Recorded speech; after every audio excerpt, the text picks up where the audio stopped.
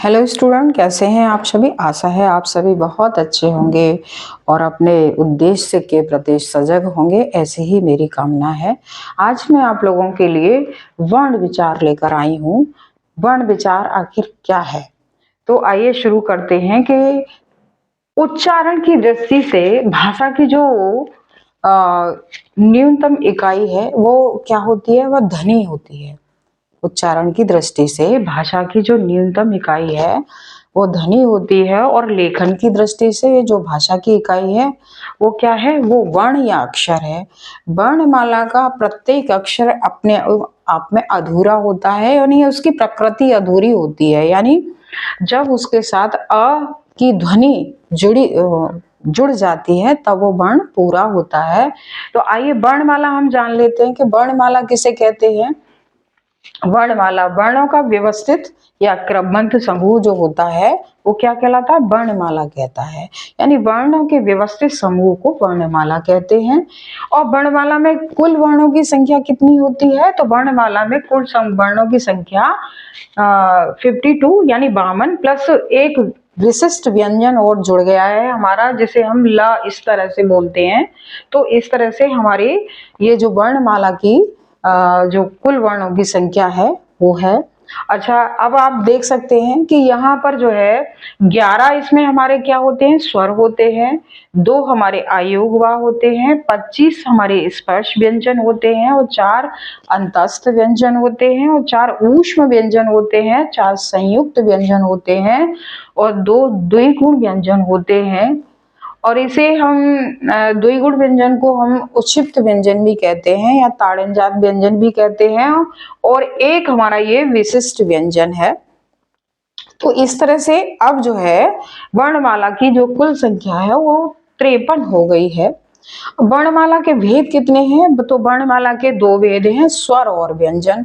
स्वरों की संख्या हमारी कितनी होती है, 11 होती है, और व्यंजन हमारे कितने होते हैं, 33 होते हैं।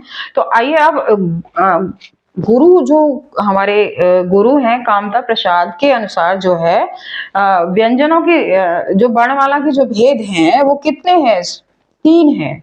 स्वर, व्यंजन और आयोगवाह।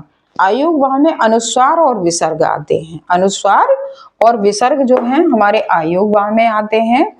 वर्णमाला में कुल स्वरों की संख्या कितनी होती है, तो वर्णमाला में कुल स्वरों की संख्या हमारी 13 यानी 13 है। और लेखन की दृष्टि से कुल स्वरों की संख्या कितनी है कुल स्वरों की संख्या भी हमारी 13 है। वर्णमाला में हिंदी में जो है स्वरों की संख्या हमारी कितनी है, स्वरों की संख्या हमारी 11, सॉरी इसमें हमारी 11 है। उच्चारण की दृष्टि से जो स्वर की संख्या है वो हमारी इसमें 10 है। इसमें रीरी को नहीं जोड़ा गया है, इसमें रीरी को नहीं जोड़ा गया है। सामान्यतः स्वरों के जो भेद हैं हमारे 2 होते हैं, स्वर और व्यंजन। जो स्वर है वो क्या है, वो स्वर हमारे कितने प्रकार के होते हैं। स्वर किसे कहते हैं, तो ह्रस्व स्वर को ही हम मूल स्वर कहते हैं, और इसे लघु स्वर भी कहते हैं। इनकी संख्या 4 होती है, अ, ई, उ और रे। इनकी संख्या कितनी होती है, 4 होती है। दीर्घ स्वर को हम संधि स्वर भी कहते हैं और गुरु स्वर भी कहते हैं, और इनकी संख्या हमारी कितनी होती है, 7 होती है। आ, ई, उ, ए, ऐ, ओ, औ, ये इनकी संख्या हमारी कितनी होती है, 7 होती है। तो जब एग्जाम में कोई भी क्वेश्चन इसमें से बनकर पूछा जाता है तो ये सबसे पहले यह भाषा की जो उच्चारण की दृष्टि से भाषा की जो न्यूनतम इकाई है वो क्या होती है, तो क्या होती है, ध्वनि होती है। लेखन की दृष्टि से क्या होती है, वर्ण या अक्षर होती है। वर्णमाला को क्या कहते हैं, तो वर्णमाला को क्या कहते हैं, वर्णों के व्यवस्थित समूह को वर्णमाला कहते हैं। वर्णमाला में कुल वर्णों की संख्या अब कितनी हो गई है, अब 53 हो गई है। विशिष्ट व्यंजन और इसमें जुड़ गया है। वर्णमाला के 2 भेद होते हैं, लेकिन गुरु कामता प्रसाद के अनुसार वर्णमाला के 3 भेद होते हैं, स्वर, व्यंजन और आयोगवाह।